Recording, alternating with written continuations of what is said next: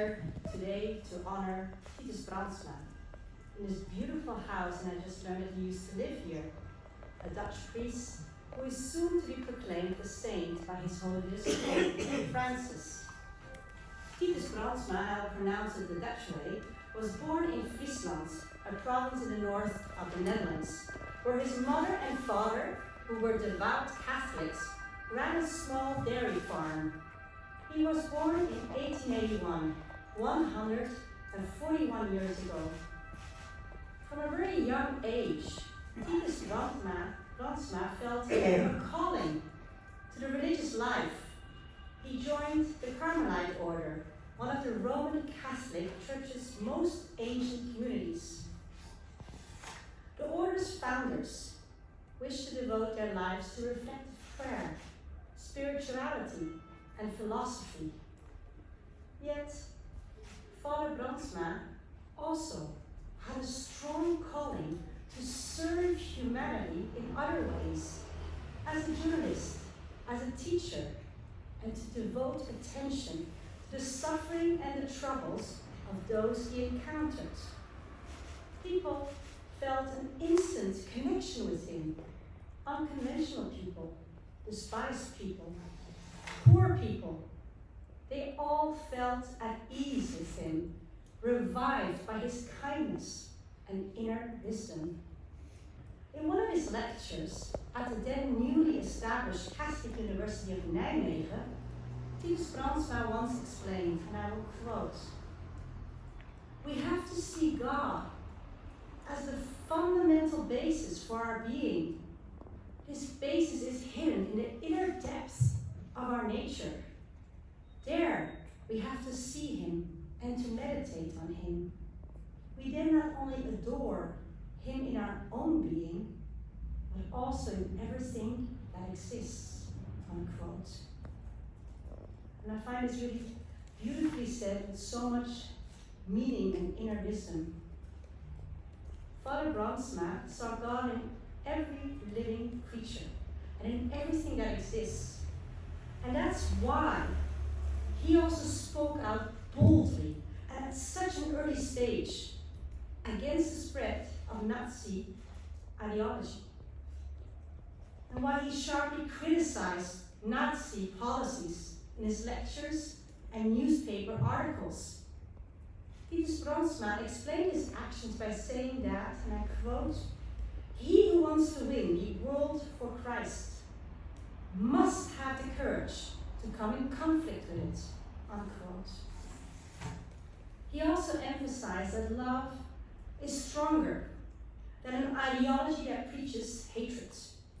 He said, even if a philosophy condemns and reflects and rejects love and calls it weakness, the living witness of love will always renew its power to conquer and entrance the hearts of man.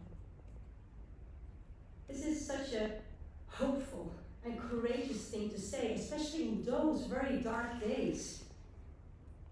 But his remarkable bravery to speak out brought him to the attention of the Nazi occupiers, especially when they found out that he was traveling from city to city to deliver letters to the editors of Dutch Catholic newspapers, letters in which the Bishops' Conference of the Netherlands warned those editors not to abide by Nazi orders and not to print the lies and disinformation the Nazis were spreading about the Jewish people. Father Brandsma managed to visit 14 Catholic newspaper editors before being arrested. He was condemned by the Nazi occupiers as the enemy of the state and was held in several prisons in the Netherlands. After the war, some of his fellow prisoners spoke of his good spirits, his courage, and his generosity. Father Brandsma, they said, always remained cheerful. While hearing their confessions, while visiting the sick and dying in the hospital, and while sharing his food with other hungry people. He even remained calm and gentle when he was transported to Dachau concentration camp. where more than 40,000 people, most of them Jewish, would die from hunger, disease, inhuman treatment, torture, and murder. It was said that Father Brandsma's calm state of mind enraged his captors. They beat him viciously with their fists and their clubs and boards, drawing blood, often leaving him just like that in the mud, barely conscious. And yet, despite this all, Father Brandsma advised his fellow prisoners to be patient and not to yield to hatred. He said, we are here in a dark tunnel, but we have to go on. At the end, the eternal light is shining for us. Titus Brandsma passed away one afternoon in the summer of 1942, 80 years ago. When he became too weak to work, he was injected with a deadly, poisonous drug. One of the Nazis' many, I must say, really incomprehensible, cruel, and appalling practices. The nurse who was ordered to give him this lethal injection later testified to the cause of his death and remembered Father Brandsma's very last moments. He reached into his pocket, his torn pocket, to give her a personal possession, a crude rosary, made and given to him by another Dutch prisoner who had been executed. With this very, I must say, loving token, he encouraged the nurse to pray and turn to God. Distinguished guests, Blessed Titus Brandsma's life and spirit inspire me, and I must say in so many ways. Even when he was deprived of his fundamental freedoms, he never gave up hope. He always stood up for his beliefs and kept his inner strength and faith. This enabled him to serve selflessly and righteously as a Dutch priest and as a crusading journalist, strongly advocating press freedom. The Nazis may have tried to make him renounce his convictions and dehumanize him, but he kept on defending the truth, freedom of expression, and above all, humanity, until his dying breath. He sacrificed his life for humanity and freedom of expression. To me, that makes him an exemplary human rights defender who still inspires and influences people all over the world and across generations. This is also why I'm truly immensely honored and humbled to be here today with you. To address you in my capacity as the Dutch Human Rights Ambassador in this beautiful ancient city and this very meaningful house, to pay tribute to the life of a fellow countryman who is soon to be canonized. But we cannot honor Titus Brandsma's legacy and person without reminding ourselves that with his life, views, and actions, he set an empowering example for dealing with the world's current challenges, like our struggle against the venom of disinformation, lies, and fake news.